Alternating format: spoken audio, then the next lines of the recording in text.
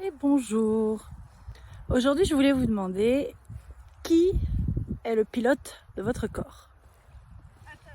Est-ce que c'est vous? Est-ce que c'est votre corps? Est-ce que c'est votre famille? Votre ADN? Est-ce que c'est toutes les histoires qu'on vous a racontées sur comment les corps sont supposés fonctionner? Est-ce que c'est la société, les limitations?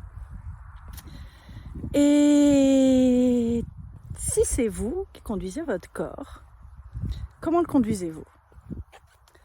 Est-ce que c'est à partir de bon, on verra bien, je vais suivre ce qui se présente? Ou est-ce que c'est vraiment à partir d'un engagement envers vous-même d'être en bonne santé? À partir de l'espace de je vais écouter mon corps, je vais le respecter, je vais être bienveillant avec lui, je vais pas le juger. Est-ce que on va aller encore plus loin? Vous seriez prêt à laisser votre corps conduire, être le pilote, choisir, et même si ça fait pas sens, lui donner ce qu'il requiert. Peut-être qu'un jour, votre corps va aimer manger des brocolis pendant une semaine d'affilée. Peut-être que le jour suivant, ce sera de la galette des rois pendant une semaine d'affilée. Et s'il n'y avait rien de bien ni de mal, c'est juste ce que votre corps demande. Et si vous pouviez écouter votre corps et lui demander comment il veut bouger, qu'est-ce qu'il veut manger, comment il veut s'habiller, comment il veut s'allonger, se reposer. Et si vous pouvez l'inclure dans tout ce qui le concerne en fait. Et vraiment vous engager, et c'est là que vient l'engagement, c'est vous engager à choisir tout ce qui est requis pour faire ce qui est requis pour lui, pour l'écouter.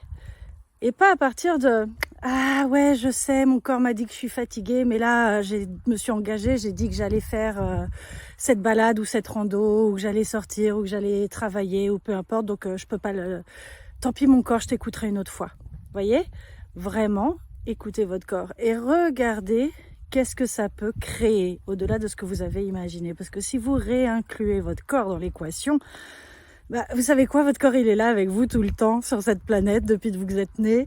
Donc votre corps il est là quand vous gagnez de l'argent, quand vous perdez de l'argent, il est là quand vous faites du sexe, il est là dans vos relations, il est là quand vous êtes dans votre travail, votre business, quand vous créez. Votre corps il est là tout le temps.